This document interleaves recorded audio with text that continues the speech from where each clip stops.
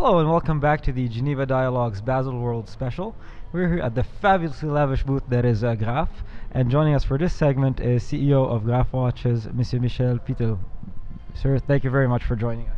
Thank you very much for being here. We're very happy to welcome you here. And I think you have a few questions to ask me. Of course, this has been, I think, an interesting year for Graff Watches. So, through the course of the past few years, I think we've seen La Maison Graff take a more serious approach towards its watchmaking department. So I think we've seen some interesting complications in the last year or so, and especially this year, I think there are some quite spectacular pieces. Would you like to share more about those? Yes. This year we developed a few new watches, obviously, but to promote and to distribute those watches, we created also this fantastic booth, which is one of the nicest, if not the nicest, of the whole fair. And in terms of watches, we have developed a new tourbillon ultra thin with additional features like a GMT time and big date. We have developed a large collection of ladies' watches around the butterfly motif that we have in-house with other pieces of jewelry. Oh my God, we have developed a tourbillon in titanium, also ultra thin, skeleton. We have developed a double axis tourbillon with a moon phase in volume. We had it last year, but we now have set it all with invisible setting. We have set it all over. Wow, Mr. Pitteloud, I mean, titanium, skeleton watches, dual axis tourbillons, that's clearly, branching out from Graff's, I guess we could say, core original business, which is, jewelry. What has been your role precisely with your experience? I mean, bringing Graff from just being a jewelry maison that makes watches to being an actual watchmaker today? Okay. Before I go into the answer of your question, I forgot one watch which might be the most important of the Graff offer to this year, and most surely the most expensive watch in the world. It's in our front window. It's made out of 110 carats of natural color diamonds, all kind of colors, and the price is $55 million. So this is our hotspot. I mean, this is the top of the line that we have now on display, and it's outside because Mr. Graff said, I want everybody to have a look at this watch, be able to see and to admire this watch. And I guess at 55 million, that makes it the world's most expensive new watch. Yes, I think there is no. I've seen watches at $5 million already, but 55 million is really a number which is very high. But the value is within, not so much within the watch, which is in fact very small, is within the diamonds, because to select and to assemble such a collection of colored diamonds is absolutely impossible. You could spend about another 5 years to have those diamonds available if you find them. So it's impossible to copy in any case.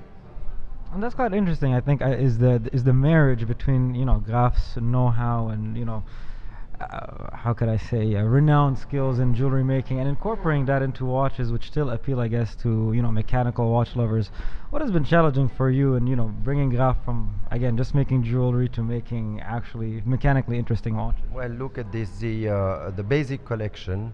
The inspiration for the basic collection was given to me by Lawrence Graff when I had a discussion in Geneva, and I asked him what is the real DNA of Graff diamonds. And he said, if I had to summarize in one word, I would tell you it is the diamond. So going back home, I said, how can I turn a diamond into a watch? And this is the whole story. And you find all this project. Now it's evoluted since 2008 when I started. It's a big evolution, but the basic is still there. You can recognize within the watches the shape of a diamond, and in fact, it was a project and today a development which is a kind of haute couture program of watches, and that would work for Graff and for Graff only. So the watches are in a way recognizable, inspired by the shape of a diamond, but not extreme, So it's a perfect match, particularly with diamond watches that we do. It's a perfect match with the jewelry, and in fact, some lines of jewelry have inspired me to make watches, Like the butterfly is not a watch that was invented by me or whatever. It was invented by our design team in London, the jewelry was made, and when I saw the earrings, I say, oh, it's fantastic. We made a watch with it, and it's now a huge success. And finally, I'm just wondering, I mean, what experience, would you like to bring from your illustrious career in the watch industry to Graff specifically? Well, I've been 35 years in various companies in this business, and I've created some watches I've heritated, developed, transformed.